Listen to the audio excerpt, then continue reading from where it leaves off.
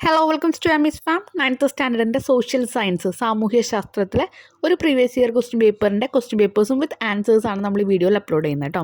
So എല്ലാ പോർഷൻസും നമ്മളിതിൽ cover ചെയ്തിട്ട് പോകുന്നുണ്ട്. നമുക്കറിയാം റിപ്പീറ്റഡ് ക്വസ്റ്റ്യൻസ് ആണ് ഓരോ എക്സാമിനും വന്നുകൊണ്ടിരിക്കുക.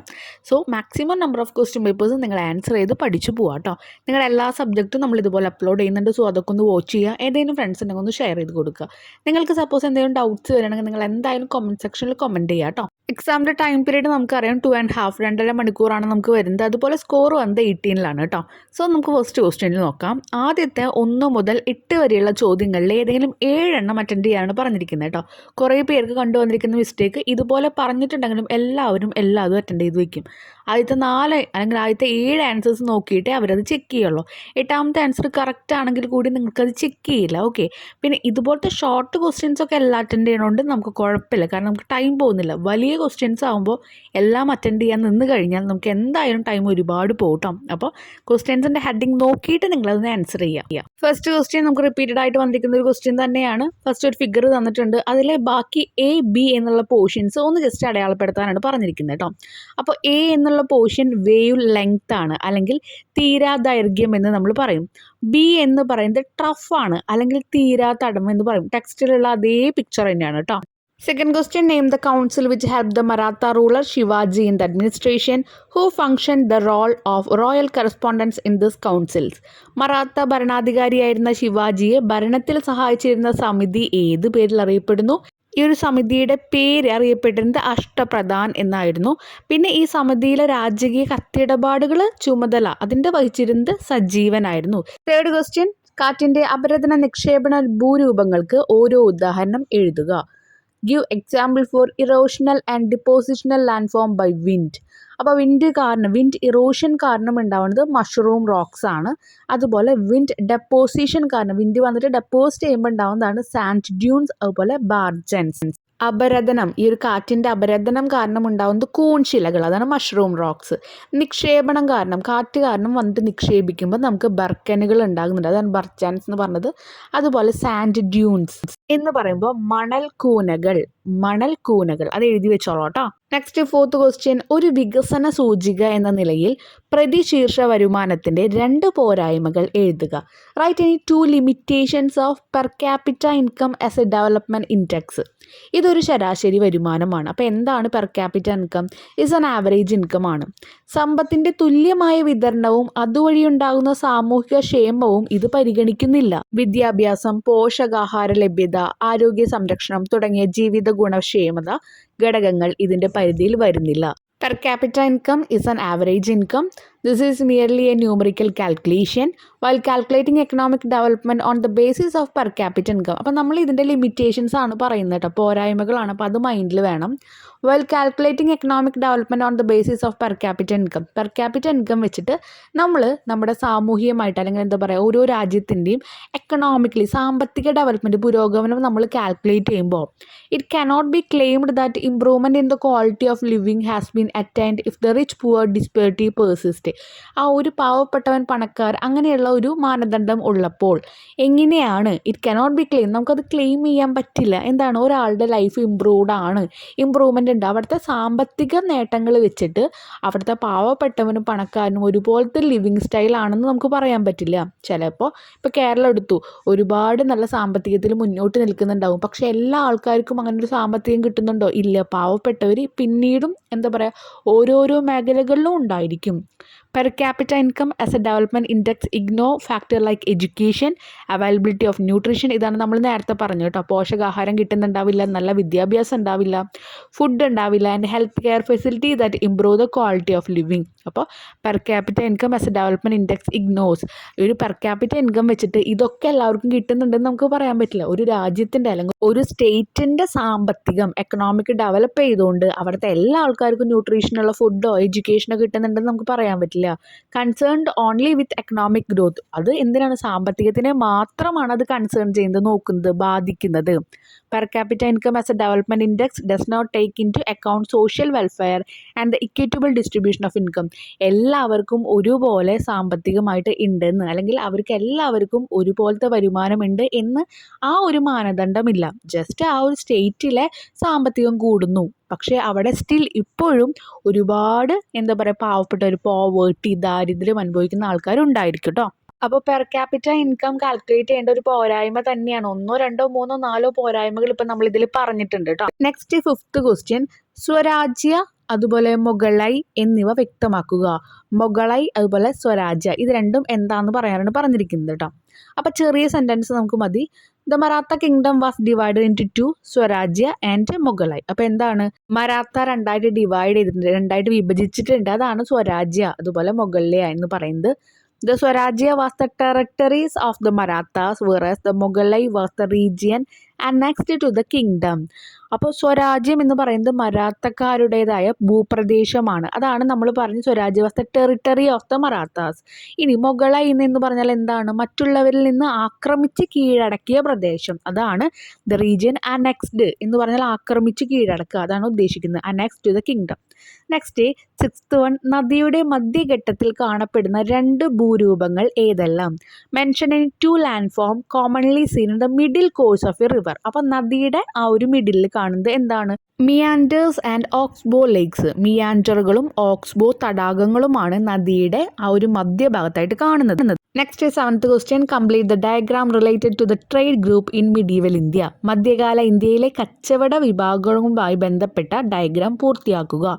കച്ചവട വിഭാഗം ട്രേഡ് ഗ്രൂപ്പ്സ് രണ്ടായിട്ട് ഡിവൈഡ് ചെയ്തിട്ടുണ്ട്, ഒരെണ്ണം തന്നിട്ടുണ്ട്, മുൾത്താനികൾ, ഗുറാസാനികൾ. അപ്പോൾ അടുത്തത് എന്തായിരിക്കും? അടുത്തത് മാർവാഡികൾ അല്ലെങ്കിൽ മാർവാഡീസ്, ഗുജറാത്തീസ്, ഗുജറാത്തികൾ എന്നായിരിക്കും. അതിന് താഴെയായിട്ട് അവർ എന്താണ് ചെയ്തിരിക്കുന്നത്? കോസ്റ്റ് ലൈൻ ട്രേഡ്, തീരദേശ വാണിജ്യമാണ് നമ്മുടെ മാർവാഡികളും ഗുജറാത്തികളും ചെയ്തിരുന്നത്. അങ്ങനെയാണെങ്കിൽ മുൾത്താനികളും ഗുറാസാനികളും എന്താണ് ചെയ്തിരുന്നത്? ഇൻലാൻഡ് ട്രേഡ് എന്ന് പറഞ്ഞാൽ കരവഴിയുള്ള വാണിജ്യം. കരയിലുള്ളത് ആരാ? അവിടെ കച്ചവടം ചെയ്തിരുന്നത് നമ്മുടെ മുൾത്താനികളും ഗുറസാനികളും. അതുപോലെ തീരദേശ പ്രദേശം കോസ്റ്റ് ലൈനിൽ ആ ഒരു കച്ചവടം നടത്തിയിരുന്നത്, അതാണ് വാണിജ്യം, ട്രേഡ് എന്ന് പറയുന്നത്. മാർവാടികളും ഗുജറാത്തികളുമാണ്. ഇത് പഠിച്ചു വെക്കുക കേട്ടോ, 1 വേർഡ് ആയിട്ടും വരാറുണ്ട്. നെക്സ്റ്റ് 8th ക്വസ്റ്റ്യൻ, ഭക്തി പ്രസ്ഥാനത്തിൻ്റെ ഏതെങ്കിലും 2 സവിശേഷതകൾ എഴുതുക. Write any 2 features of bhakti movement. It's propagators were the saints who were ഭക്തി പോയറ്റ്. ഭക്തരായ സന്യാസിമാരായിരുന്നു ഇതിൻ്റെ പ്രചാരകർ എന്ന് പറയുമ്പോൾ അതൊന്ന് പ്രചരിപ്പിക്കുന്നത് അല്ലെങ്കിൽ അതിനെ പറ്റി പറയുന്നത്, പാടുന്നത്, അതൊക്കെ ആരായിരുന്നു? നമ്മുടെ ഈ ഒരു ഭക്തികളായുള്ള സന്യാസിമാർ, അതാണ് ഭക്തി പോയറ്റ് അല്ലെങ്കിൽ എന്താ സെയിൻസ് എന്ന് നമ്മൾ പറയുന്നത്. ഇനി challenged the conservative Brahmanic tradition. യാഥാസ്ഥിക ബ്രാഹ്മണ പാരമ്പര്യങ്ങളെ വെല്ലുവിളിച്ചു. ആരാ വെല്ലുവിളിച്ചത്? ഈ ഭക്തി മൂവ്മെൻറ്റിനോട് തുടർന്ന്. Provide representation to the lower castes and women. സ്ത്രീകൾക്കും കീഴ്ജാതിക്കാർക്കും പ്രാതിനിധ്യം അല്ലെങ്കിൽ എന്താ പറയുക, പ്രാധാന്യം നൽകി. പിന്നെ rendered contribution in the field of culture and music.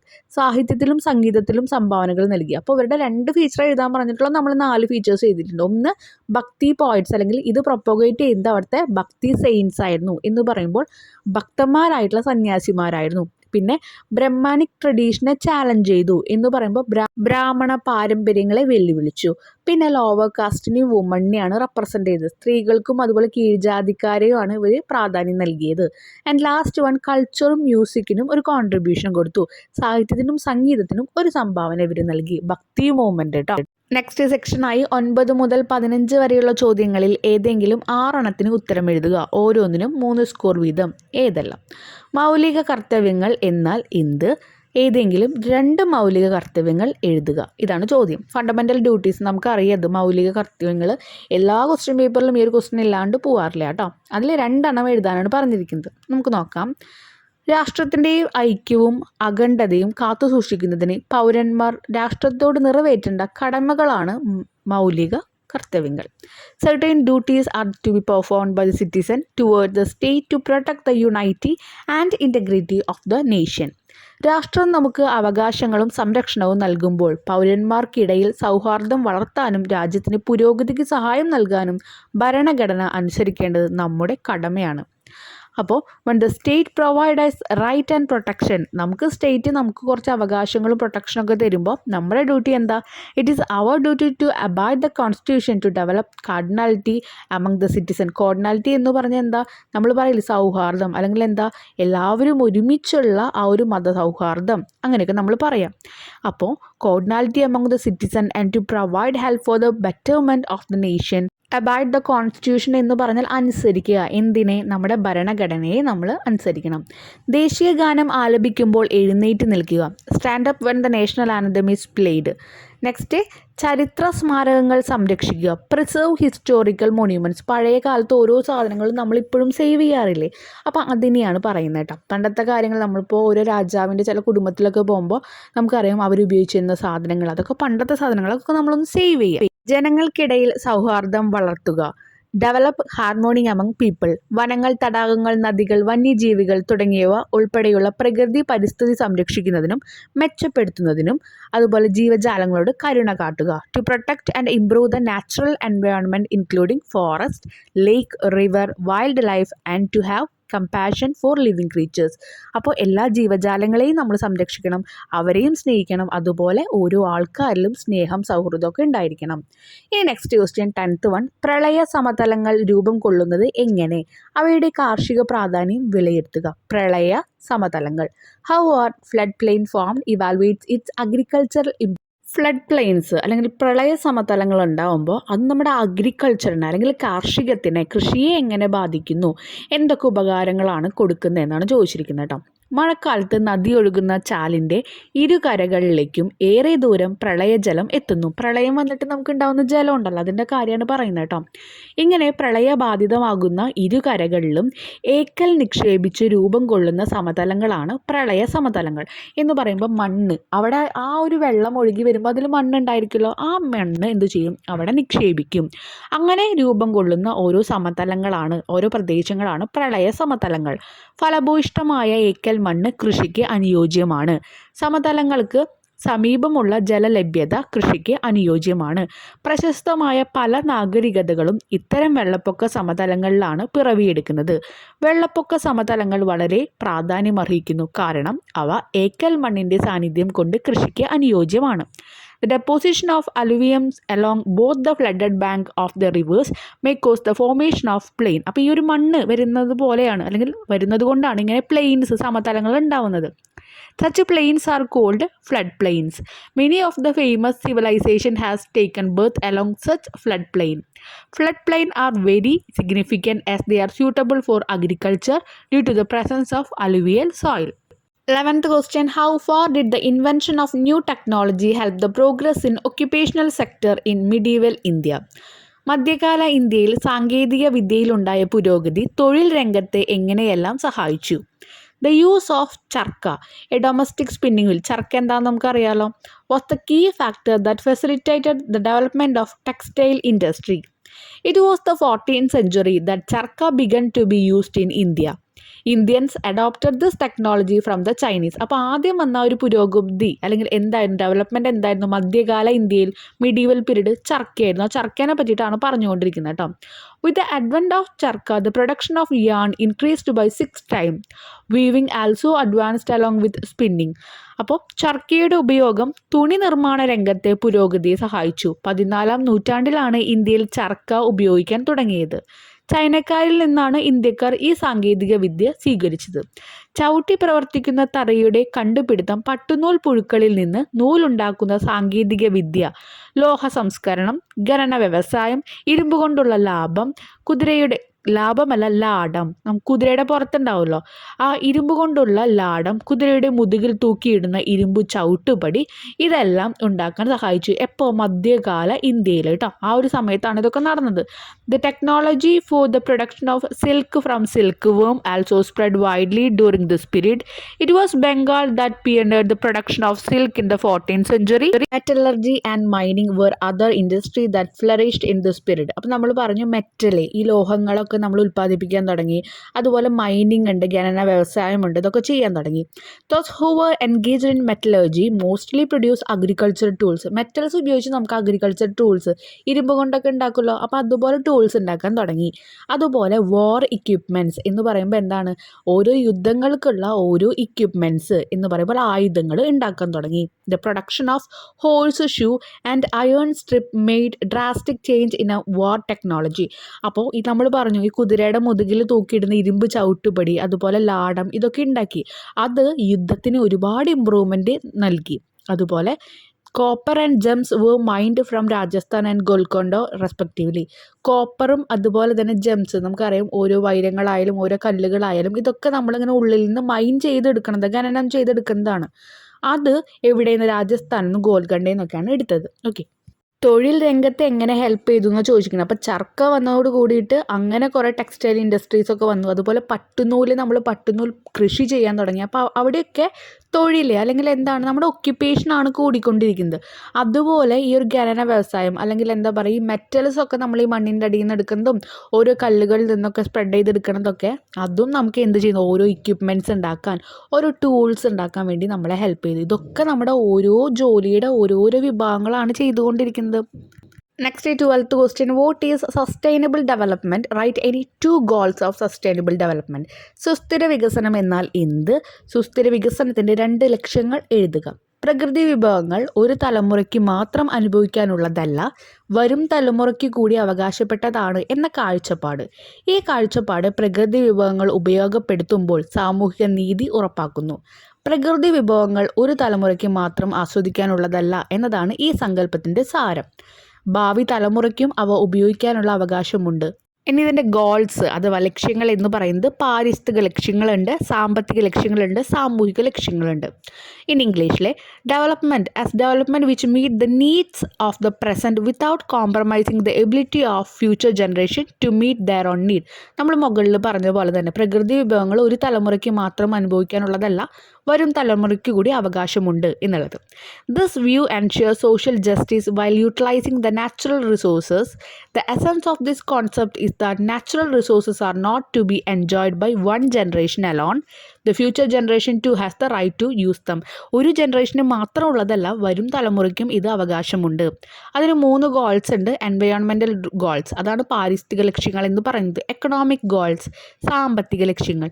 Social goals, സാമൂഹിക ലക്ഷ്യങ്ങൾ. ഇത് നമ്മുടെ ഒരു തലമുറയ്ക്ക് മാത്രം ജീവിക്കാനുള്ളതല്ല, ഈ ചുറ്റുമുള്ളതൊന്നും വരും തലമുറയ്ക്ക് കൂടിയുള്ളതാണ്. ഓരോ മരങ്ങളായാലും നമ്മൾ ഉപയോഗിക്കുന്ന ക്യാഷ് ആയാലും നമ്മുടെ എന്താ പറയുക ബാക്ക്ഗ്രൗണ്ടിൽ നമ്മൾ ഉണ്ടാക്കി വെച്ച വല്ല പറമ്പുകൾ കാര്യങ്ങളൊക്കെ ഉണ്ടാവുമല്ലോ, അതായാലും പിന്നെ നമ്മൾ ശ്വസിക്കുന്ന ആ ഒരു ഓക്സിജൻ പോലും വരും തലമുറയ്ക്കും കൂടി ഉള്ളതാണ്. അതുകൊണ്ട് നമ്മളായിട്ട് അതൊന്നും നശിപ്പിക്കരുത്. ഇതൊക്കെ ഇതിൽ ഇൻക്ലൂഡ് ചെയ്യുന്നതാണ് കേട്ടോ. 13th question. How are tides helpful to human beings? വേലികൾ മനുഷ്യന് ഉപകാരപ്രദമാകുന്നത് എങ്ങനെയല്ല? വെള്ളം കടലിൽ നിന്ന് കരയിലേക്കോ അല്ലെങ്കിൽ ഉൾവലിഞ്ഞ് ആ ഒരു കടലിലേക്ക് തന്നെ തിരിച്ചു പോകുക, അങ്ങനെയുള്ള ആ ഒരു വെള്ളത്തിൻ്റെ മൂവ്മെൻറ്റിനാണ് നമ്മൾ ഈ ടൈഡ്സ് അല്ലെങ്കിൽ വേലികൾ എന്ന് പറയുന്നത് കേട്ടോ. അപ്പോൾ അതിൻ്റെ ഉപകാരം എന്താണെന്ന് ചോദിച്ചിരിക്കുന്നത്, ഹെൽപ്ഫുൾനെസ്. The debris dumped along the seashores and ports are washed off to the deep sea. The formation of deltas is disrupted due to strong tide. Brackish water can be collected in salt pans during high tide. The fishermen make use of the tide for going and returning from the sea in the catamarans. Tidal energy can be used for power generation. Ships can be brought to shallow harbors during high tides. ഉപ്പുകളങ്ങളിൽ കടൽ വെള്ളം കയറ്റാൻ കഴിയുന്നു, വൈദ്യുതി ഉൽപ്പാദിപ്പിക്കുന്നു. ആഴം കുറഞ്ഞ തുറമുഖങ്ങളിൽ കപ്പലുകൾ അടുപ്പിക്കാൻ കഴിയുന്നു. തുറമുഖങ്ങളിലും സമുദ്രതീരങ്ങളിലും നിക്ഷേപിക്കപ്പെട്ടിട്ടുള്ള മാലിന്യങ്ങൾ സമുദ്രത്തിൻ്റെ ഉൾഭാഗങ്ങളിലേക്ക് നീക്കം ചെയ്യപ്പെടുന്നു. ഇതാണ് നമ്മൾ the debris dumped along the sea shore and port are washed off to the deep sea എന്ന് പറഞ്ഞു കേട്ടോ. അപ്പോൾ തീരത്തുള്ള എല്ലാ മാലിന്യങ്ങളും കൊണ്ടുപോയി കടലിൻ്റെ ഉൾപ്രദേശത്ത് അല്ലെങ്കിൽ ഉള്ളിലേക്ക് ഇടുന്നു. നദീമുഖങ്ങളിൽ ഡെൽറ്റകൾ രൂപം കൊള്ളുന്നത് തടസ്സപ്പെടുന്നു, വൈദ്യുതി ഉൽപ്പാദിപ്പിക്കുന്നു. അപ്പോൾ എന്തൊക്കെയാണ് ഇതിൻ്റെ ഉപകാരങ്ങൾ എന്ന് മനസ്സിലായല്ലോ. ഇംഗ്ലീഷ് മനസ്സിലാവുന്നില്ലെങ്കിൽ മലയാളം വായിച്ച് നോക്കുക. അതിൻ്റെ ഓരോ സെൻറ്റൻസിൻ്റെ മീനിങ്ങും താഴെ കൊടുക്കുന്നുണ്ട് കേട്ടോ. കറക്റ്റ് ഓർഡറിലായിരിക്കില്ല, അങ്ങോട്ടും ഇങ്ങോട്ടൊക്കെ മാറിയിട്ടായിരിക്കും. അത് വായിച്ച് നോക്കുക. Next 14th question. Complete the table related to the woman representation in ഭക്തി മൂവ്മെൻറ്റ്. ഭക്തി പ്രസ്ഥാനത്തിലെ സ്ത്രീ സാന്നിധ്യവുമായി ബന്ധപ്പെട്ട പട്ടിക പൂർത്തീകരിക്കുക. ആദ്യത്തെ മീരാബായി കൊടുത്തിട്ടുണ്ട്, അത് എവിടെയായിരുന്നു സ്ഥലം? രാജസ്ഥാനിലാണ്. നെക്സ്റ്റ് ലാൽദേദ്, കാശ്മീർ കൊടുത്തിട്ടുണ്ട്, സ്ഥലം ലാൽദേദ് ആണ് നമ്മുടെ സ്ഥലത്തിൻ്റെ പേര്. അപ്പോൾ ഇതെന്തായിരുന്നു? ഭക്തി പ്രസ്ഥാനത്തിലെ സ്ത്രീ സാന്നിധ്യവുമായി ബന്ധപ്പെട്ട പട്ടിക. Okay, woman representation in bhakti movement ആണ്. അടുത്തത് അക്ക മഹാദേവി കൊടുത്തിട്ടുണ്ട്, ആളുടെ സ്ഥലം കർണാടകയായിരുന്നു, കർണാടകം. Next write any 3 ideas of Veerashaiva movement, Veerashaiva പ്രസ്ഥാനം മുന്നോട്ട് വെച്ച ഏതെങ്കിലും 3 ആശയങ്ങൾ എഴുതുക. ജാതി വ്യവസ്ഥയെ എതിർത്തു, അതാണ് ഓപ്പോസ്ഡ് കാസ്റ്റ് സിസ്റ്റം എന്ന് രണ്ടാമത്തെ ലൈനിൽ നമ്മൾ കൊടുത്തിട്ടുണ്ട് ഇംഗ്ലീഷ് മീഡിയത്തിൻ്റെ. സ്ത്രീ പുരുഷ സമത്വത്തിന് പ്രാധാന്യം നൽകി, give priority to gender equality. വിധവ വിവാഹം, മിശ്രഭോജനം, പ്രായപൂർത്തി വിവാഹം എന്നിവയെ പ്രോത്സാഹിപ്പിച്ചു. Promoted widow remarriage, inter dining and adult marriage. അപ്പം ആൾക്കാർക്ക് എങ്ങനെ വേണമെങ്കിലും വന്നിരുന്ന് ഭക്ഷണം കഴിക്കാം, അതാണ് ഭോജനം, മിശ്രഭോജനം എന്ന് പറയുന്നത്, dining.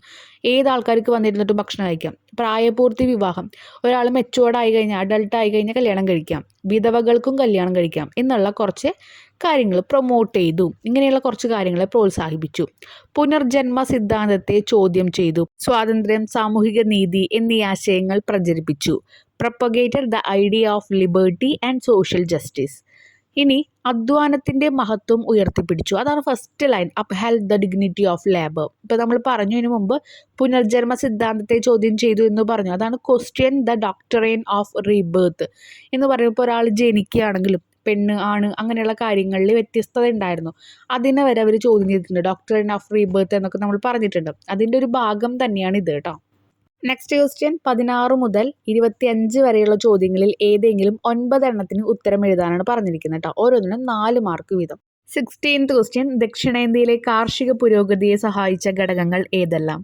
What are the factors that helped agriculture progress in south India? Kaveri നദിയിലെ ജലസമൃദ്ധി, അതാണ് ഫസ്റ്റ് വൺ. കൈവഴികളിലൂടെ ഒഴുകിയെത്തുന്ന ഏക്കൽ മണ്ണ്, നമ്മൾ നേരത്തെ ഏക്കൽ മണ്ണിനെ പറ്റിയിട്ട് പറഞ്ഞു, അലിവിയം സോയിൽ. ജലസേചനത്തിനായി ചോള രാജാക്കന്മാർ നിർമ്മിച്ച കനാലുകൾ. ആൻഡ് ഫോർത്ത് വൺ, കാർഷിക പുരോഗതി ലക്ഷ്യമിട്ട് പ്രവർത്തിച്ചിരുന്ന സമിതികൾ. Water prosperity in river Kaveri, അലുവിയൽ deposit of its distributors, canal constructed for irrigation by the Chola kings, the measures taken by the samitis that worked under Sabha's body for village administration. Next question 17th one, നൽകിയിട്ടുള്ള സമുദ്രജല പ്രവാഹങ്ങളെ ഉഷ്ണജല പ്രവാഹങ്ങൾ, ശീതജല പ്രവാഹങ്ങൾ എന്നിങ്ങനെ തരംതിരിച്ച് പട്ടിക പൂർത്തിയാക്കുക. Warm കറണ്ടും called current ആക്കിയിട്ട് തന്നിരിക്കുന്ന ബ്രാക്കറ്റിൽ 4 തന്നിട്ടുണ്ട്, അതിനൊന്ന് ഡിവൈഡ് ചെയ്യാനാണ് പറഞ്ഞിരിക്കുന്നത് കേട്ടോ. അപ്പോൾ അതിൽ ഉഷ്ണജല പ്രവാഹങ്ങൾ അല്ലെങ്കിൽ വാം കറണ്ടിൽ വരുന്നത് ബ്രസീൽ പ്രവാഹം, ബ്രസീലിയൻ കറണ്ട് വരുന്നുണ്ട്. ആൻഡ് നെക്സ്റ്റ് വൺ ലാസ്റ്റ് ആണ് ഗൾഫ് സ്ട്രീം അല്ലെങ്കിൽ ഗൾഫ് സ്ട്രീം എന്ന് അവിടെ മലയാളത്തിലും കൊടുത്തിട്ടുണ്ട്. ഇത് രണ്ടുമാണ് വാം കറണ്ട് അല്ലെങ്കിൽ ഉഷ്ണജല പ്രവാഹങ്ങളിൽ വരുന്നത്. ശീതജല പ്രവാഹം അല്ലെങ്കിൽ കോൾഡ് കറണ്ടിൽ വരുന്നതാണ് ലാബ്രഡോർ പ്രവാഹം, അതുപോലെ ഹംബോൾട്ട് പ്രവാഹം. ലാബ്രഡോർ കറണ്ട് അതുപോലെ ഹംബോൾട്ട് കറണ്ട്, ഇത് രണ്ടാണ് ശീതജല പ്രവാഹം അല്ലെങ്കിൽ കോൾഡ് കറണ്ടിൽ വരുന്നത്. നെക്സ്റ്റ് 18th ക്വസ്റ്റ്യൻ, സാമ്പത്തിക വളർച്ചയും സാമ്പത്തിക വികസനവും തമ്മിലുള്ള വ്യത്യാസങ്ങൾ എന്തെല്ലാം? What are the difference between economic growth and economic development?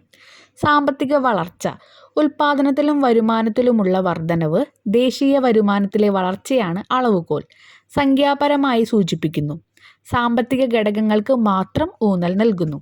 വളർച്ച ഹ്രസ്വ കാലയളവിൽ സംഭരിക്കുന്നതാണ് അല്ലെങ്കിൽ സംഭവിക്കുന്നതാണ്. ഇനി അടുത്തത് സാമ്പത്തിക വികസനം. ഇപ്പോൾ സാമ്പത്തിക വളർച്ച പറഞ്ഞു, സാമ്പത്തിക വികസനം എന്ന് പറയുമ്പോൾ ജീവിത ഗുണനിലവാരത്തിൽ ഉണ്ടാകുന്ന ഉയർച്ചയാണ്, ജീവിക്കുന്ന ആ ഒരു നിലവാരത്തിലെ. ഭൗതിക ജീവിത ഗുണനിലവാര സൂചികയാണ് മാനവ വികസന സൂചിക എന്നിവയെ അളവുകോലാക്കുന്നു. മറ്റതിലെ അളവുകോൽ എന്തായിരുന്നു? ദേശീയ വരുമാനമായിരുന്നു അളവുകോൽ, ഇവിടെ മാനവ വികസന സൂചിക. ഇനി ഗുണപരമായ മാറ്റം സൂചിപ്പിക്കുന്നുണ്ട്. അതുപോലെ സാമ്പത്തികവും സാമൂഹികവുമായ ഘടകങ്ങൾക്ക് ഊന്നൽ നൽകുന്നു. അവിടെ സാമ്പത്തിക ഘടകം മാത്രമേ ഉള്ളൂ, ഇവിടെ സാമൂഹികം, അത് രണ്ടും കൂടി വരുന്നുണ്ട്. സാമ്പത്തികം സാമൂഹികം അതിന് ഊന്നൽ നൽകുന്നുണ്ട്. ഇതാണ് സാമ്പത്തിക വികസനം. വികസനം ദീർഘകാലയളവ് കൊണ്ട് സംഭവിക്കുന്നതാണ്. മറ്റേത് ഏതായിരുന്നു? വളർച്ച ഹ്രസ്വകാലം, കുറച്ചളവിൽ സംഭവിക്കുന്ന വളർച്ചയാണ് സാമ്പത്തിക വളർച്ച എന്ന് പറയുന്നത്. ഒരുപാട് സമയം എടുത്ത് സംഭവിക്കുമ്പോൾ സാമ്പത്തിക വികസനം എന്ന് നമ്മൾ പറയുന്നു. ഇനി ഇതിൻ്റെ ഇംഗ്ലീഷ് നോക്കാം. Economic growth, increase in income and production. Economic development, improvement in the quality of life. ജീവിത രീതി നോക്കിയിട്ട് എക്കണോമിക് ഡെവലപ്മെൻറ്റ് പറഞ്ഞു. എക്കണോമിക് ഗ്രോത്ത് പറഞ്ഞത് ഇൻകം അതുപോലെ പ്രൊഡക്ഷനൊക്കെ ഇൻക്രീസ് ചെയ്യുന്നതനുസരിച്ച്. മലയാളം മീഡിയത്തിന് നമ്മുടെ അത് പറഞ്ഞു കേട്ടോ, ആ കാര്യങ്ങൾ തന്നെയാണ് ഇവിടെ എഴുതിയിരിക്കുന്നത്. Measured in terms of increase in national income, വരുമാനം കൂടുന്നതിനനുസരിച്ചിട്ട് അവിടെ മെഷർ ചെയ്യുന്നു എന്ത് എക്കണോമിക് ഗ്രോത്ത് അല്ലെങ്കിൽ സാമ്പത്തിക വളർച്ച. ഇവിടെ measured in terms of various indexes such as physical quality of life index, human development etcetera. നമ്മൾ പറഞ്ഞു ഒരാളുടെ ആ ഒരു വരുമാനം മാത്രമല്ല ജീവിത രീതിയും കൂടി നോക്കിയിട്ടാണ് എക്കണോമിക് ഡെവലപ്മെൻറ്റ് നോക്കുന്നത്. ക്വാണ്ടിറ്റേറ്റീവ് മെഷർമെൻ്റ് ആണ്, ഇത് ക്വാളിറ്റേറ്റീവ് മെഷർമെൻ്റ് ആണ്. Emphasis is purely on the economic factors, emphasis is on socio economic factors. ഇവിടെ സാമ്പത്തികം മാത്രം, എക്കണോമിക്സ് മാത്രമേ ഗ്രോത്തിൽ നോക്കുന്നുള്ളൂ. ഡെവലപ്മെൻറ്റിൽ സോഷ്യോ എന്ന് പറയുമ്പോൾ സാമൂഹികവും സാമ്പത്തികവും നോക്കിയിട്ടാണ് പറയുന്നത് ഡെവലപ്മെൻറ്റ് ഉണ്ടോ ഇല്ലേ എന്നുള്ളത്. Growth happen in a short term, ഹ്രസ്വകാലം എന്ന് മലയാളം മീഡിയത്തിൽ പറഞ്ഞല്ലോ. എക്കണോമിക് ഗ്രോത്ത് ചെറിയ ടൈമിനുള്ളിൽ, economic development over a long period of time. Next 19th question. Market reform of Alauddin Khalji helped in strengthening the military power during the Sultanate period. Evaluate the statement.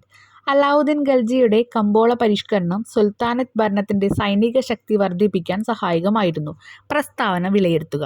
The Sultanate rule of Delhi was based on the strength of the army. The sultans always paid attention to maintain a well-equipped army. Market regulation of Alauddin Khalji was a reform implemented with the intention of maintaining a large army with less expenditure. It was necessary to control the prices of essential commodities to reduce the military expenditure. As part of this, the government fixed the prices of essential commodities. Hence, the merchants were forced to sell their product at the fixed price. Black marketers and hoarders were strictly punished. The weights and measures were unified. The government established granaries to store the grains brought from the peasants. The corns were distributed during the time of famines at a moderate price. Officers were appointed for the strict implementation of the market regulation. As a result, the soldiers were able to purchase commodities at a moderate price. Hence, there was no need to pay them high salary. Through this act, the Sultan curtailed the military expenditure and the amount thus saved was utilized to enhance the strength of my army. അതിൽ പറഞ്ഞ അതേ കാര്യത്തിൻ്റെ മലയാളം ട്രാൻസ്ലേഷനാണ് ഇത് കേട്ടോ. Correct meaning ആണ്. മലയാളം മീഡിയത്തിന് എഴുതാൻ പറ്റും, English മീഡിയത്തിൻ്റെ correct meaning ആണ് കൊടുത്തിരിക്കുന്നത്. നമുക്ക് നോക്കാം. ഡൽഹിയിലെ സുൽത്താനേറ്റ് ഭരണം സൈന്യത്തിൻ്റെ ശക്തിയെ അടിസ്ഥാനമാക്കിയുള്ളതായിരുന്നു. സുൽത്താൻമാർ എപ്പോഴും സുസജ്ജമായി സൈന്യത്തെ പരിപാലിക്കുന്നതിൽ ശ്രദ്ധ ചെലുത്തിയിരുന്നു. കറക്റ്റായിട്ട് അവിടുത്തെ സൈന്യത്തെ, ആർമിയെ നോക്കിയിരുന്നു എന്ന് പറയുന്നത്. നിങ്ങൾക്ക് ആ ലൈൻസ് വായിക്കുമ്പോൾ ഏതെങ്കിലും ലൈൻസിൽ ഡൗട്ട്സ് തോന്നി കഴിഞ്ഞാൽ എത്രാമത്തെ ലൈനാണെന്ന് നോക്കിയിട്ട് ഇവിടെ വന്ന് നോക്കുക. കറക്റ്റ് ഓരോ ലൈൻ വൈൻസ് ആണ്. അവിടുത്തെ ഓരോ ലൈനിൻ്റെ അർത്ഥം ഇവിടുത്തെ എത്രാമത്തെ, ഇപ്പോൾ 5ാമത്തെ ലൈനാണെങ്കിൽ ഇവിടെ 5ാമത്തെ ലൈനും അത് തന്നെയായിരിക്കും കേട്ടോ. അങ്ങനെ വന്നിട്ട് മീനിങ് നോക്കുക. അലാവുദ്ദീൻ ഖൽജിയുടെ മാർക്കറ്റ് റെഗുലേഷൻ കുറഞ്ഞ ചെലവിൽ ഒരു വലിയ സൈന്യത്തെ നിലനിർത്തുക എന്ന ഉദ്ദേശത്തോടെ നടപ്പിലാക്കിയ ഒരു പരിഷ്കാരമായിരുന്നു. കുറഞ്ഞ ചെലവിൽ വലിയൊരു സൈന്യത്തെ നിർത്തുക.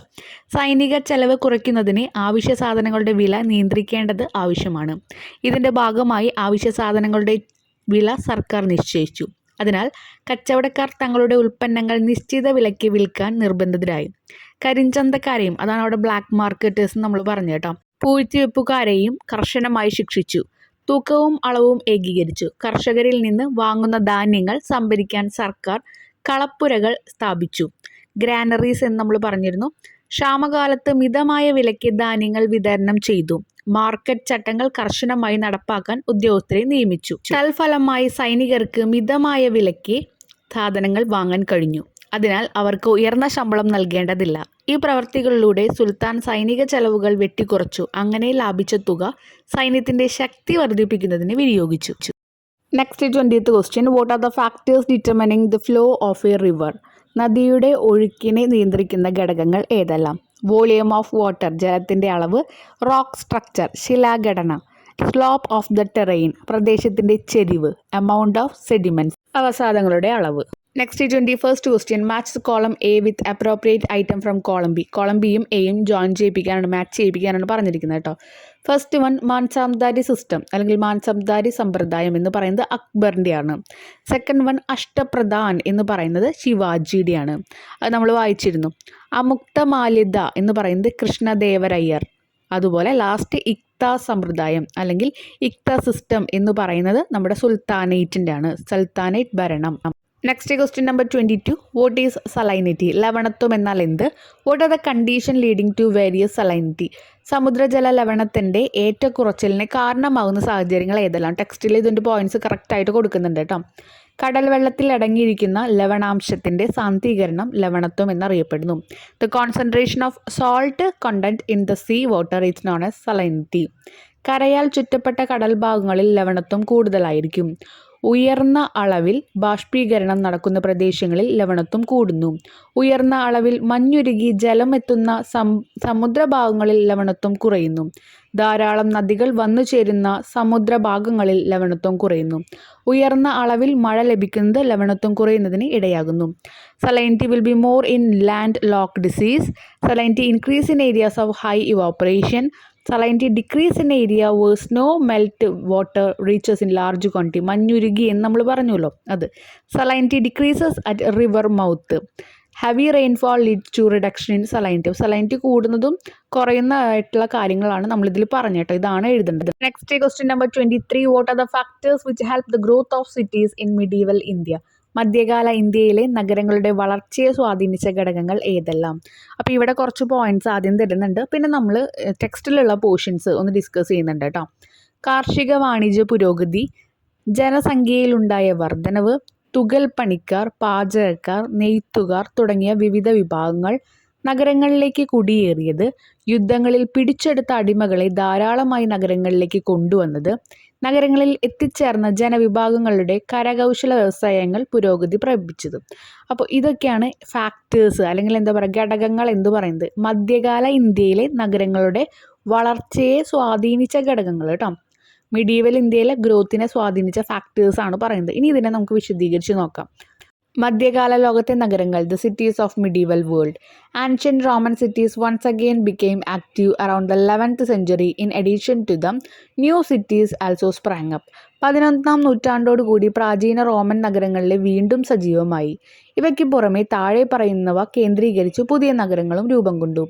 The cities which developed around the castle of the Noble. അപ്പോൾ ആദ്യത്തെ ഫ്യൂഡൽ പ്രഭുക്കന്മാരുടെ കൊട്ടാരങ്ങളുടെ സമീപമുള്ള നഗരങ്ങളാണ് ഉണ്ടായിരുന്നത്. Cities emerged around churches and monasteries. ക്രൈസ്തവ ദേവാലയങ്ങൾക്കും മഠങ്ങൾക്കും ചുറ്റും വളർന്നു വന്ന നഗരങ്ങൾ ഉണ്ടായിരുന്നു. Cities sprang up with expansion of market. കമ്പോള കേന്ദ്രങ്ങൾ എന്ന് പറയുമ്പോൾ മാർക്കറ്റുകൾ, ചന്തകളൊക്കെ വികസിച്ച് രൂപം കൊണ്ട നഗരങ്ങൾ ഉണ്ടായിരുന്നു. അങ്ങനെയും സിറ്റീസ് വന്നു. 3 തരത്തിലാണ് സിറ്റീസ് വന്നത് കേട്ടോ. അത് നിങ്ങളൊന്ന് ശ്രദ്ധിക്കുക. In the medieval period, the peasants brought their products to the trade centers. The merchant and the craftsman stayed in the trade centers and conducted long distance trade. These trade centers eventually developed into cities. മധ്യകാലഘട്ടത്തിൽ കൃഷിക്കാർ തങ്ങളുടെ ഉൽപ്പന്നങ്ങളുമായി പൊതുവിപണന കേന്ദ്രങ്ങളിൽ എത്തിച്ചേർന്നു. കച്ചവടക്കാരും കരകൗശല തൊഴിലക്കാരും ഇത്തരം കേന്ദ്രങ്ങളിൽ താമസിച്ച് വിദൂര പ്രദേശങ്ങളുമായുള്ള വാണിജ്യം നടത്തി. ഈ പൊതുവിപണന കേന്ദ്രങ്ങളാണ് ക്രമേണ നഗരങ്ങളായി മാറിയത്. അപ്പോൾ ഇതിലെ പോയിന്റ്സ് മനസ്സിലാക്കി നിങ്ങൾ അറിയാവുന്ന രീതിയിൽ എഴുതിയാൽ മതി കേട്ടോ. ഇതുപോലെ തന്നെ എഴുതി വെക്കണമെന്നില്ല. But the emergence of different markets at various places in the Europe made the coinage a necessity.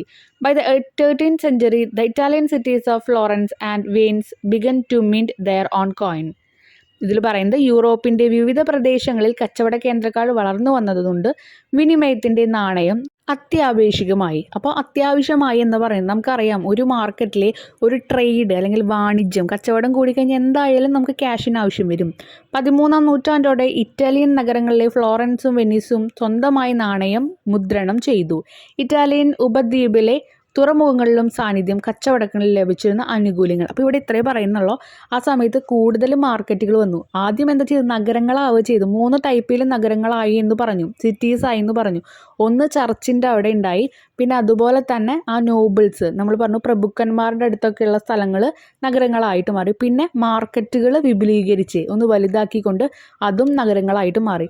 അതിനുശേഷം ഉണ്ടായത് അവിടെ ഒരുപാട് കരകൗശല വസ്തുക്കാരും വാണിജ്യം നടത്തുന്ന കച്ചവടം നടത്തുന്ന ആൾക്കാരൊക്കെ വന്നിട്ട് കുറേ കച്ചവടം നടത്തി. അപ്പോൾ അവർക്ക് അവരുടേതായ നാണയങ്ങളും കൊണ്ടുവന്നു. മധ്യകാല നഗരങ്ങളിൽ പലതും നദീതീരങ്ങളിലാണ് വളർന്നു വന്നത്. നദികളിലൂടെയുള്ള ചരക്കു നീക്കം എളുപ്പമായതിനാൽ ഉൽപ്പന്നങ്ങൾ വിറ്റഴിക്കാനുള്ള സൗകര്യം ലഭിച്ചു. അപ്പോൾ ആ സമയത്ത് നദിയെ, എല്ലാ റിവേഴ്സിനെയും അവർ കൂടുതൽ ഡിപ്പെൻഡ് ചെയ്തിരുന്നു. As the transportation of merchandise through the rivers was comparatively very easy, many cities begun to develop on the bank of the river. അപ്പോൾ കുറേ സിറ്റീസ് എന്ത് ചെയ്തു, ആ നദികളുടെ അടുത്തായിട്ട് തന്നെ കുറേ സിറ്റീസ് വന്നു. കാരണം എന്താ, അവർക്ക് അപ്പം വേഗം ട്രാൻസ്പോർട്ടേഷൻ നടക്കും. നദിയിലേക്ക് കടന്നു കഴിഞ്ഞാൽ ഷിപ്പ് വഴിയോ ബോട്ട് വഴിയോ വേഗം ട്രാൻസ്പോർട്ടേഷൻ നടക്കും. അപ്പോൾ അതിൻ്റെ അടുത്ത്, നദിയുടെ അടുത്തൊക്കെ ഓരോ സിറ്റീസ് വന്നു. വ്യാപാര കേന്ദ്രങ്ങളിൽ സാധനങ്ങൾ ഉൽപ്പാദിപ്പിക്കുന്നതിനാവശ്യമായ സൗകര്യങ്ങൾ ഭരണാധികാരികൾ ചെയ്തു കൊടുത്തതും മധ്യകാലഘട്ടത്തിലെ ജനസംഖ്യാ വർധനവും പുതിയ നഗരങ്ങളുടെ വളർച്ചയെ സഹായിച്ചു. അപ്പോൾ പുതിയ നഗരം പിന്നെ എങ്ങനെയൊക്കെയാണ് വന്നത്? ആദ്യം ചെയ്തത് എല്ലാ സൗകര്യങ്ങളും നമ്മുടെ ഭരണാധികാരികൾ ഉണ്ടാക്കി കൊടുത്തു. വ്യാപാര കേന്ദ്രങ്ങൾ ഉണ്ടാക്കാനും ജനസംഖ്യ കൂടുതൽ വന്ന ഒരുപാട് ആൾക്കാർ ജോലിക്കും വരും. അങ്ങനെയൊക്കെ the facilities provided by the rulers for the production of commodity, സാധനങ്ങൾ ഉൽപ്പാദിപ്പിക്കാനുള്ള എല്ലാ ഭരണത്തിലെ അവർക്ക് പറ്റുന്ന എല്ലാ കാര്യങ്ങളും അവർ ചെയ്തു കൊടുത്തു. ഇൻ ദ ട്രേഡിംഗ് സെൻറ്റർ, കച്ചവട കേന്ദ്രങ്ങളിലെ and the increase in population were the other factor. പിന്നെ ഇത് കൂടാതെ ഒരു ഫാക്ടറാണ് ഈ നഗരങ്ങൾ കൂടുതൽ ഉണ്ടാവാനുള്ള കാരണം, ഒരുപാട് മനുഷ്യർ കൂടി, പോപ്പുലേഷൻ ഇൻക്രീസ് ചെയ്തു. Next question, how does education help in the growth of human development? വിദ്യാഭ്യാസം മാനവിക വികസനത്തിൻ്റെ വളർച്ചയ്ക്ക് കാരണമാകുന്നത് എങ്ങനെ? ബെറ്റർ എഡ്യൂക്കേഷണൽ ഫെസിലിറ്റീസ്, മികച്ച വിദ്യാഭ്യാസ സൗകര്യങ്ങൾ ഉണ്ടാകുന്നു. Increase in the number of people receiving education, കൂടുതൽ പേർ വിദ്യാഭ്യാസം നേടുന്നു. Increase in employment opportunity to educated people, മികച്ച വിദ്യാഭ്യാസം ലഭിച്ചവർക്ക് നല്ല തൊഴിൽ സാധ്യത ഉണ്ടാകുന്നു. Increase in income and purchasing power, ജോലി ലഭിക്കുമ്പോൾ വരുമാനവും വാങ്ങൽ ശേഷിയും വർദ്ധിക്കുന്നു. എന്ത് സാധനവും നമുക്ക് മേടിക്കാൻ പറ്റും, നല്ല പഠിപ്പുണ്ട്, നല്ല ജോലി ഉണ്ടെങ്കിൽ. ബെറ്റർ സ്റ്റാൻഡേർഡ് ഓഫ് ലിവിങ്, മികച്ച ജീവിത സൗകര്യങ്ങൾ നേടാൻ കഴിയുന്നു. Next question number 25, evaluate the role of Kabir to the growth of bhakti movement in North India. ഉത്തരേന്ത്യയിലെ ഭക്തി പ്രസ്ഥാനത്തിൻ്റെ വളർച്ചയിൽ കബീർ വഹിച്ച പങ്ക് വിലയിരുത്തുക. ഹിന്ദു മതവും ഇസ്ലാം മതവും തമ്മിൽ സാഹോദര്യ ബന്ധം വളർത്താൻ ശ്രമിച്ചു. ജാതി, മതം, വർണ്ണം, കുടുംബം, സമ്പത്ത് തുടങ്ങിയവയുടെ അടിസ്ഥാനത്തിലുള്ള വിവേചനത്തെ എതിർത്തു. മാനവിക ഐക്യത്തിന് ഊന്നൽ നൽകി. വിഗ്രഹാരാധന, തീർത്ഥാടനം, പുണ്യസ്ഥാനം എന്നിവയെ നിരാകരിച്ചു. സന്യാസം സ്വീകരിക്കുന്നതിനായി ഗാർഹിക ജീവിതം ഉപേക്ഷിക്കുന്നതിനെ അനുകൂലിച്ചില്ല. അപ്പോൾ ആ സമയത്ത് കബീർ എന്തൊക്കെ ചെയ്തു? Kabir was an important figure in the bhakti movement. Bhakti മൂവ്മെൻറ്റിലെ ഏറ്റവും ഇമ്പോർട്ടൻ്റ് ആയിട്ടുള്ള ആളാണ് കബീർ എന്ന് പറയുന്നത്. He remind that the Hindu and Muslim are two wares made up of the same soil and he try to promote brotherhood between Hinduism and Islam. Hindu എന്ന് പറഞ്ഞാലും ഇസ്ലാം പറഞ്ഞാലും നമ്മുടെ മണ്ണിലുള്ള രണ്ടാൾക്കാരാണ്, രണ്ട് സാധനങ്ങൾ, അല്ലെങ്കിൽ എന്താ പറയുക, രണ്ട് വസ്തുക്കൾ എന്നൊക്കെ പറയുന്ന പോലെ രണ്ടെണ്ണമാണ്. അപ്പോൾ അവർ തമ്മിലൊരു ഡിഫറൻസ് വേണ്ട, സാഹോദര്യമാണ് വേണ്ടത് എന്ന് പറഞ്ഞു. അതാണ് brotherhood. The aim of Kabir was to propagate a religion of love uniting people of all caste and religion. ഏത് ജാതിയിലും ഏത് മതം എല്ലാവരും തമ്മിൽ എന്ത് വേണം? ഒരു സ്നേഹം വേണം. അതിൻ്റെ യുണൈറ്റ് എന്ന് പറഞ്ഞാൽ എന്താ? അതിൻ്റെ ഒരു ഒരുമിപ്പിക്കലായിരിക്കണം എന്നായിരുന്നു നമ്മുടെ ഒരു കബീറിൻ്റെ ലക്ഷ്യം അല്ലെങ്കിൽ ഗോൾ എന്ന് പറയുന്നത്. He strongly opposed all discrimination on the basis of caste, religion, class, family and wealth. Wealth എന്ന് പറയുമ്പോൾ നമ്മുടെ സാമ്പത്തികം, പിന്നെ നമ്മുടെ കാസ്റ്റ്, നമ്മുടെ റിലീജിയൻ, നമ്മുടെ ഫാമിലി ബാക്ക്ഗ്രൗണ്ട്, ഇതൊക്കെ നോക്കിയിട്ട് ആൾക്കാരെ അങ്ങോട്ടും ഇങ്ങോട്ടും വിഭജിക്കും.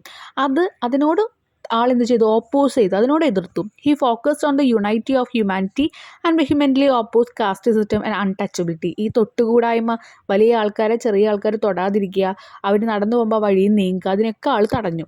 He rejected ideal worship. അതുപോലെ നമ്മൾ പറഞ്ഞു ഈ ഒരു കൽവിഗ്രഹങ്ങളെയൊക്കെ നമ്മൾ പൂജിക്കുക, ഇതൊക്കെ ആൾ തടഞ്ഞു. He rejected ideal worship, pilgrimage and baths in holy rivers. He was not in favor of forsaking family life or accepting sainthood. അപ്പോൾ നമ്മൾ പറഞ്ഞു നമ്മുടെ ജീവിതം നമ്മൾ വേണ്ടെന്ന് വെച്ചിട്ട് വേണം സന്യാസിയാവാൻ പോവാൻ. അപ്പോൾ ഭൗതിക ജീവിതം ഉപേക്ഷിക്കുക. അപ്പോൾ അതിനോടൊക്കെ ആൾ എന്ത് പറഞ്ഞു? ഓപ്പോസ് ചെയ്തു. The ideas of Kabir developed through discussion and deliberation on the basis of bhakti Sufi tradition. ഭക്തി സൂഫി ട്രഡീഷൻ്റെ ആ ഒരു വെളിച്ചത്തിൽ ആൾ ഡിസ്കസ് ചെയ്തിട്ടും കാര്യങ്ങളൊക്കെ ചെയ്തിട്ടാണ് ആളുടെ ഐഡിയാസ് ആൾ കൊണ്ടുവന്നത്. നെക്സ്റ്റ് സെക്ഷൻ എന്ന് പറയുന്നത് 26ഉം 27 ആണ്. അതിൽ 2 ക്വസ്റ്റ്യൻസ്, ഒരു ക്വസ്റ്റ്യനിൽ തന്നെ ഓർ ക്വസ്റ്റ്യൻ ഉണ്ടായിരിക്കും, ഏതെങ്കിലും ഒരെണ്ണം അറ്റൻഡ് ചെയ്യാനാണ് പറയുന്നത്. നമ്മളെല്ലാം അറ്റൻഡ് ചെയ്യുന്നുണ്ട് കേട്ടോ. First, oceans plays an important role in human life and the environment. മാനവ ജീവിതത്തിലും ഭൗമ പരിസ്ഥിതിയിലും സമുദ്രങ്ങൾ ചെലുത്തുന്ന സ്വാധീനം അളവറ്റതാണ്. പ്രസ്താവന സാധീകരിക്കുക. Oceans are useful to man in different ways. പല രീതിയിൽ നമ്മുടെ ഈ ഒരു ഓഷ്യൻസ് നമ്മളെ ഹെൽപ്പ് ചെയ്യുന്നുണ്ട്. ക്ലൈമറ്റ്, ഒന്നാണ് കാലാവസ്ഥ. Oceans have a decisive role in controlling the climate along the coastal region. The sea breeze during the day എന്ന് പറയുമ്പോൾ കാറ്റിനെയാണ് പറയുന്നത് കേട്ടോ. During the day and the land breeze in the night regulate the temperature over the coast. Oceans play a part in the formation of weather phenomena like rain, wind and cyclones. കാറ്റ്, മഴ, അതുപോലെ തന്നെ cyclones എന്ന് പറയുമ്പോൾ നമുക്കറിയാം ചുഴലിക്കാറ്റ്, അതാണ് cyclones. ഇതെല്ലാം ഉണ്ടാകുന്നതിന് നമ്മുടെ ഒരു ഓഷ്യൻസ് കാരണമാകുന്നുണ്ട്. അപ്പോൾ ക്ലൈമറ്റിനെ നല്ല രീതിയിൽ ഇത് എഫക്റ്റ് ചെയ്യുന്നുണ്ട്. Generally, the coastal region have moderate climate, whereas severe summer and winter prevail in regions away from the sea. അപ്പോൾ നമ്മുടെ കോസ്റ്റൽ റീജിയൻ ഈ ഒരു നദിയുടെ അടുത്ത് അല്ലെങ്കിൽ ഓഷ്യൻ്റെ അടുത്തൊക്കെയുള്ള സ്ഥലത്ത് ഒരു ക്ലൈമറ്റും അത് കഴിഞ്ഞു പോകുമ്പോൾ വേറൊരു ക്ലൈമറ്റും ആയിരിക്കും. അതുമാത്രമല്ല നമ്മുടെ ക്ലൈമറ്റിനെ ഇത് നന്നായിട്ട് എന്ത് ചെയ്യുന്നുണ്ട്, ഡിപ്പെൻഡ് ചെയ്യുന്നുണ്ട്. മഴ വരാനായാലും കാറ്റ് വരാനായാലും ഒക്കെ നമ്മുടെ ഈ ഒരു ഓഷ്യൻസ് ആണ് ഇതിനുള്ളൊരു കാരണം. രണ്ടാമത്തത് മിനറൽ ഡെപ്പോസിറ്റ് ആണ്. Most of the minerals found on land are also found in the ocean. നമ്മുടെ ലാൻഡിൽ കരയിൽ കാണുന്ന എല്ലാ മിനറൽസും ഓഷ്യനിലും കാണാറുണ്ട്. Apart from the deposit of common salt, bromine, magnesium chloride etcetera, the oceans contain iron ore coal, petroleum, natural gas. ഇതൊക്കെ ഓഷ്യനിലുണ്ട്. നമുക്കറിയാം പെട്രോളിയം, നാച്ചുറൽ ഗ്യാസ്, അതുപോലെ കോളൊക്കെ നമുക്ക് അവിടുന്ന് കടലിൽ നിന്ന് നമ്മൾ എക്സ്ട്രാക്ട് ചെയ്തെടുക്കാറുണ്ട്. അതുകൊണ്ടാണ് വലിയ വലിയ ഷിപ്പുകൾ വരെ നമ്മൾ കടലിൽ കാണാറുണ്ട്. എന്തിനാ? പെട്രോളിയം എടുക്കാനായിട്ട്. Extraction of petroleum and natural gas from the oil field in the Arabian Sea, about 162 km to the west of Mumbai shore, started in 1974. This oil field is known as Mumbai High. എണ്ണപ്പാടങ്ങൾ എന്ന് നമ്മൾ കേട്ടിട്ടുണ്ടാവും. എണ്ണ വലിച്ചെടുക്കുന്ന കടലിൻ്റെ ഒരു ഭാഗത്ത് നിന്ന് എണ്ണ ഇങ്ങനെ നമ്മൾ വലിച്ചെടുക്കുക. പെട്രോൾ ആയാലും ഡീസൽ ആയാലും ഒക്കെ നമ്മൾ ഓഷ്യൻ്റെ ഉള്ളിൽ നിന്നാണ് വലിച്ചെടുക്കുന്നത്. സോ അതിനുള്ള ഒരു സ്ഥലം തന്നെയുണ്ട്. ആ സ്ഥലത്തിന് നമ്മൾ പറയുന്നതാണ് മുംബൈ ഹൈ എന്ന്. ഓക്കെ, ഇനി നെക്സ്റ്റ് പാർട്ടാണ് പവർ ജനറേഷൻ. അത് അടുത്തതാണ് കേട്ടോ. അടുത്ത പോയിൻ്റാണ് power generation. Waves and tides are used for the generation of electric power. Electricity ഉണ്ടാവുന്നത് നമുക്കറിയാം വെള്ളത്തിൽ നിന്നാണല്ലോ, അതുപോലെ കാറ്റിൽ നിന്നും ഉണ്ടാവാറുണ്ട്. The wave that strike the turbines on the shore produce electricity by turning them. Sometimes reservoirs are constructed for storing seawater. Seawater that enters the reservoir at high tide is released during low tide. The turbine moves at both instants and electricity is generated. അപ്പോൾ ഇതിൻ്റെയൊക്കെ ഓരോ ലൈനിൻ്റെ മലയാളം ഞാൻ എടുത്തത് മലയാളം പറയാൻ പോകുന്നുണ്ട്. Malayalam translation അതിലുണ്ടായിരിക്കും കേട്ടോ. കൂടുതൽ നമ്മൾ വിശദീകരിക്കുന്നില്ല. Oceans as a source of food. ഇനി ഓഷ്യനിൽ നിന്ന് നമുക്ക് ഭക്ഷണം കിട്ടും. അതെങ്ങനെയാണ്? Fish is an important item of food. Fish നമ്മളെല്ലാവരും കഴിക്കുന്ന മീൻ. Japan, Peru, China, Norway and the United States of America are the leading fishing nation. ഇവരാണ് ഇപ്പോൾ ഏറ്റവും കൂടുതൽ ഫിഷിങ്ങിനെ മുന്നിട്ട് നിൽക്കുന്ന നേഷൻസ്.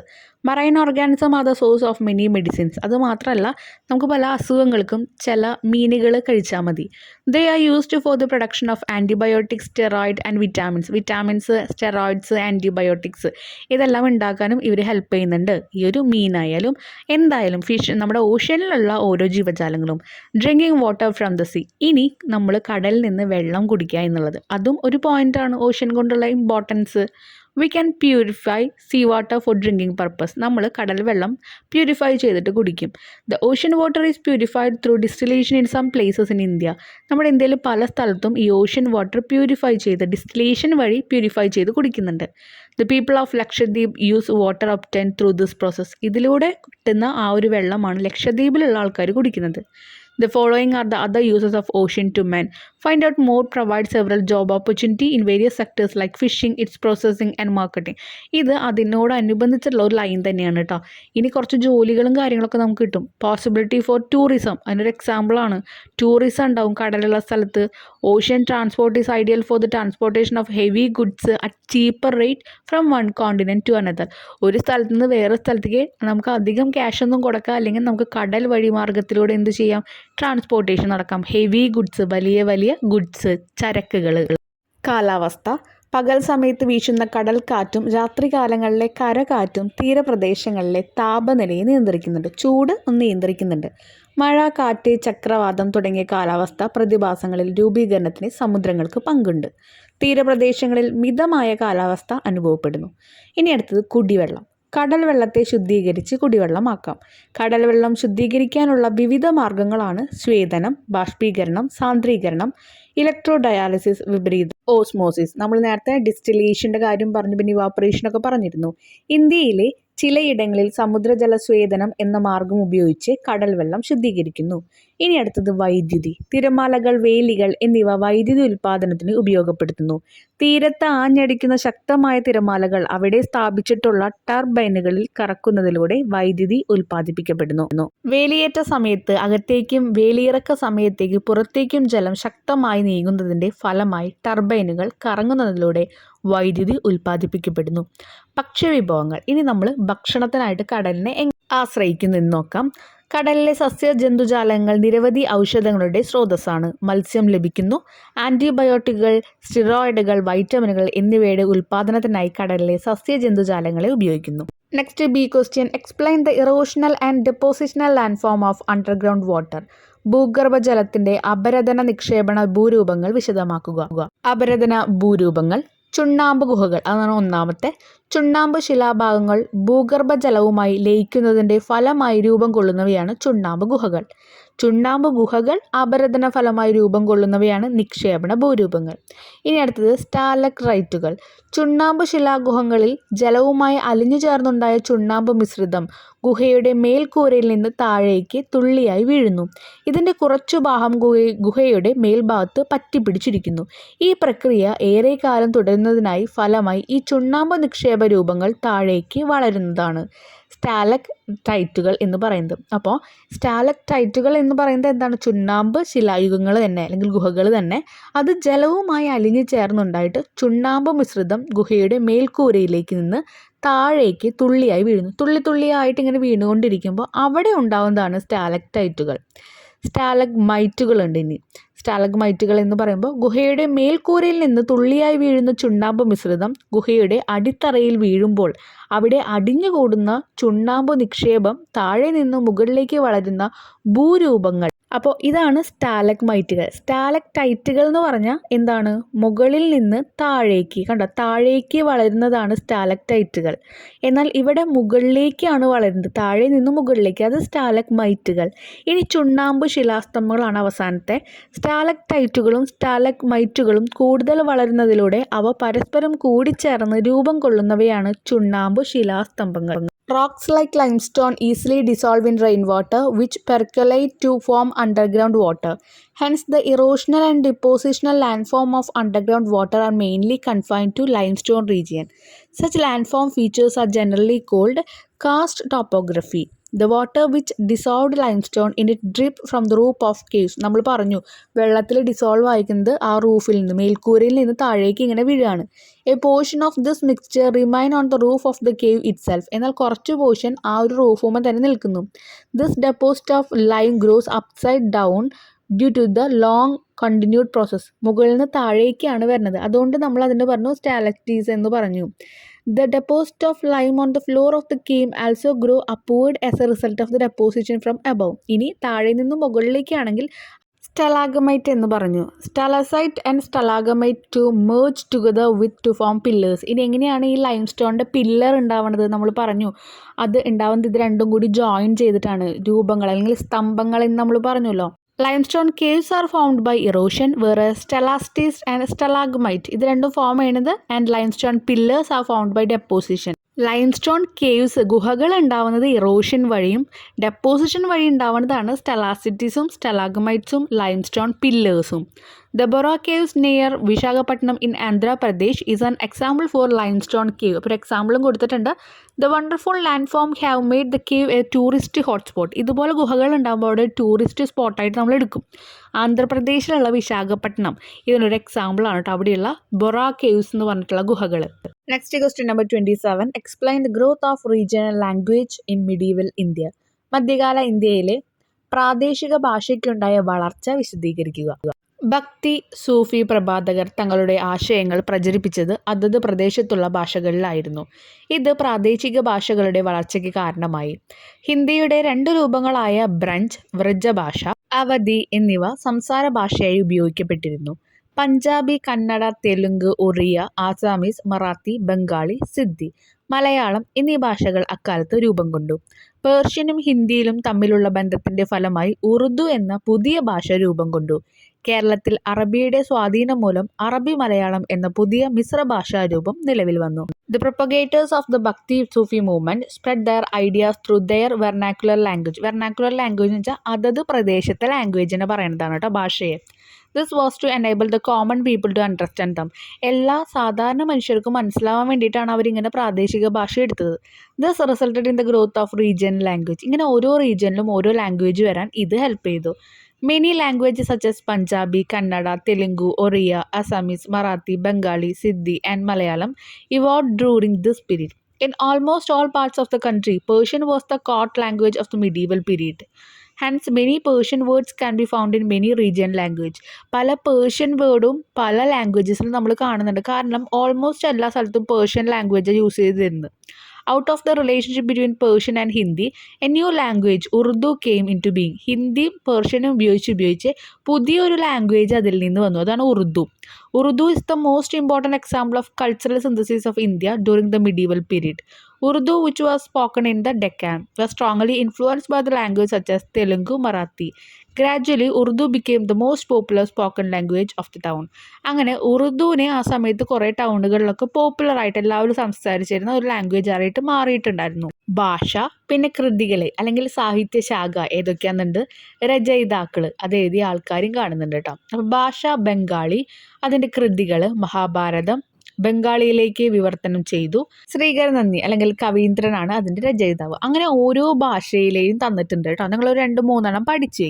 ഇംഗ്ലീഷിലൂടെ എഴുതിയിട്ടുണ്ട്, Bengali translated Mahabharata into Bengali, Srikaranandi അതുപോലെ കവീന്ദ്രനാണ്, പിന്നെ മറാത്തി ബംഗാളി രാമായണൻ, കൃതിവാസ ഔജ അതുപോലെ ഗീദാസ് എല്ലാം എഴുതിയിട്ടുണ്ട്. നിങ്ങൾ ഒരു 2-3 അറ്റ്ലീസ്റ്റ് 2-3 ഇങ്ങനെ പഠിച്ചു വയ്ക്കാം. കാരണം ലാംഗ്വേജിനെ പറ്റി എഴുതുമ്പോൾ ഈ ഒരു ബോക്സും കൂടി ഇൻക്ലൂഡ് ചെയ്യുമ്പോൾ നിങ്ങൾക്ക് എന്തായാലും എക്സ്ട്രാ മാർക്ക് നല്ല രീതിയിൽ കിട്ടും. Next question number 27 B question. Analyse the important features of the village autonomy of the Chola period. Chola ഭരണകാലത്തെ ഗ്രാമ സ്വയംഭരണത്തിൻ്റെ സവിശേഷതകൾ വിശകലനം ചെയ്യുക. നമ്മുടെ ടെക്സ്റ്റിലെ നല്ല പോർഷൻസിൽ ഇത് കൊടുത്തിട്ടുണ്ട് കേട്ടോ. സഭയുടെ പ്രവർത്തനത്തിനായി പ്രത്യേക നിയമങ്ങളുണ്ടായിരുന്നു. ഭരണനിർവഹണത്തിനായി സഭയെ പല പഞ്ചായത്തുകളായി തിരിച്ച് ചുമതലകൾ നിശ്ചയിച്ച് നൽകിയിരുന്നു. തിരഞ്ഞെടുപ്പിലൂടെയും നറുക്കെടുപ്പിലൂടെയുമായിരുന്നു പഞ്ചായത്ത് അംഗങ്ങളെ തീരുമാനിച്ചിരുന്നത്. അംഗങ്ങളെ വർഷം തോറും തിരഞ്ഞെടുത്തിരുന്നു. ഒരാൾക്ക് തുടർച്ചയായി പരമാവധി 3 തവണ മാത്രമാണ് അംഗമായിരിക്കാൻ അവസരം ലഭിച്ചിരുന്നത്. കൈക്കൂലി, കളവ് മുതലായ കുറ്റങ്ങൾ ആരോപിക്കപ്പെട്ടവർക്ക് വീണ്ടും തിരഞ്ഞെടുപ്പിൽ മത്സരിക്കാൻ അവകാശമില്ലായിരുന്നു. സഭയിലെ അംഗങ്ങൾ പെരുമക്കൾ എന്നും പഞ്ചായത്തിലെ അംഗങ്ങൾ വാരിയ പെരുമക്കൾ എന്നും അറിയപ്പെട്ടു. ഗ്രാമസമ്പന്നവുമായി ബന്ധപ്പെട്ട എല്ലാ ചുമതലകളും അധികാരങ്ങളും സഭയിലെ നിക്ഷിപ്തമായിരുന്നു. അവയുടെ അധികാരങ്ങൾ എന്തെല്ലാമായിരുന്നു എന്ന് നോക്കാം. അപ്പോൾ എന്തൊക്കെയായിരുന്നു അധികാരം എന്ന് നോക്കാം കേട്ടോ. ആ ചോള പീരീഡിലെ ക്ഷേത്രങ്ങൾക്കു വേണ്ടി ഭൂമി സ്വീകരിക്കുക, ഭൂമി അളന്നു തിട്ടപ്പെടുത്തി നികുതി പിരിക്കുക, ജനക്ഷേമത്തിനു വേണ്ടിയുള്ള മരാമത്ത് പണികൾ നടത്തുക, രേഖകളും കണക്കുകളും സൂക്ഷിക്കുക, ഗ്രാമത്തിലെ നീതിന്യായ ഭരണം നിർവഹിക്കുക. ചോള രാജാക്കന്മാർ രാജ്യത്തെ മണ്ഡലങ്ങൾ, വളനാടുകൾ, നാടുകൾ, കൊട്ടം എന്നിങ്ങനെ വിഭജിച്ചിരുന്നു. സ്വയം ഭരണാധികാരമുള്ള ഗ്രാമങ്ങളുടെ സമൂഹമായിരുന്നു കൊട്ടം. ഗ്രാമഭരണവുമായി ബന്ധപ്പെട്ട ചുമതലകളും അധികാരങ്ങളും ഗ്രാമീണ ജനതയിൽ നിക്ഷിപ്തമായിരുന്നു. ഗ്രാമഭരണത്തിനായി ഊർ, സഭ എന്നീ 2 സമിതികളാണ് പ്രവർത്തിച്ചിരുന്നത്. ഗ്രാമത്തിലെ എല്ലാ ജനങ്ങൾക്കും ഉൾപ്പെടുന്നതാണ് ഊർ. ബ്രാഹ്മണർ മാത്രം ഉൾപ്പെടുന്നതായിരുന്നു സഭ. ഇത് നിങ്ങൾ പോയിന്റ്സ് പഠിച്ചേക്കുക. ആ പോയിന്റ്സിനൊപ്പം ഇതും കൂടി പഠിച്ചു വയ്ക്കണം കേട്ടോ. For the sake of administration, the Chola kings divided the country into mandalams, വളനാട്സ്, നാടു ആൻഡ് കോട്ടംസ്. ഇപ്പം നമ്മൾ പറഞ്ഞ കാര്യം തന്നെ. A group of autonomous village formed A കോട്ടം. കോട്ടം എന്ന് പറയുന്നത് ആ വില്ലേജസിലെ എല്ലാ ആൾക്കാർക്കും. All the responsibilities and authorized relating to the administration of the village were vested with the people of villages. 2 council known as Ur and the Sabha functioned for the purpose of village administration. അവിടുത്തെ ആ ഭരണത്തിന് വേണ്ടിയിട്ട് ഉർ അതുപോലെ സഭ ഇങ്ങനെ 2 കൗൺസിലാണ് ഉണ്ടായിരുന്നത്. The people of the whole village was included in the Ur. ഉർ എന്ന് പറയുന്ന സ്ഥലത്ത് ആ ഒരു വില്ലേജിൽ എല്ലാ ആൾക്കാരും ഉണ്ടായിരുന്നു. whereas സഭ was only A council of Brahmins. എന്നാൽ സഭ എന്ന് പറഞ്ഞ ആ ഒരു കൗൺസിൽ ആ ഒരു ഭാഗത്തിൽ എന്തായിരുന്നു, ബ്രാഹ്മിൻസ് മാത്രമേ ഉള്ളൂ. This council assembled on the premises of the temple. അപ്പോൾ ഇതെന്തിനു വേണ്ടിയിട്ടായിരുന്നു, നമ്മുടെ ആ ഒരു ടെമ്പിളിൻ്റെ കാര്യങ്ങൾക്ക് വേണ്ടിയിട്ടായിരുന്നു ഈ ഒരു ബ്രാഹ്മണന്മാരുടെ group. The feature of the sabha. ഇനി സഭയുടെ കുറച്ച് ഫീച്ചേഴ്സ് ഉണ്ട്. There was separate regulation for the functioning of sabha. അതാണ് മലയാളം മീഡിയത്തിൽ ആദ്യം നമ്മൾ ഡിസ്കസ് ചെയ്തിട്ടോ, സഭയുടെ കാര്യങ്ങളാണ് പറഞ്ഞത്. There were separate regulation for the functioning of Sabha.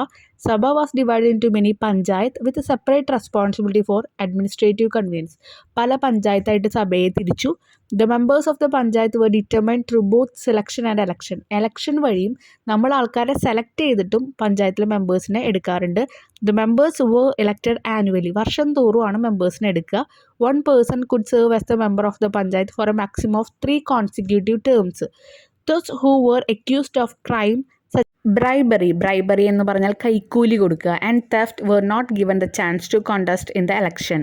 അങ്ങനെയുള്ള ആൾക്കാർക്ക്, അതുപോലെ തെഫ്റ്റ് മോഷണം ചെയ്യുക, അതുപോലെ കൈക്കൂലി മേടിക്കുക, ഇങ്ങനെയുള്ള ആൾക്കാർക്കൊന്നും ഇലക്ഷനിൽ പങ്കെടുക്കാൻ പറ്റില്ല.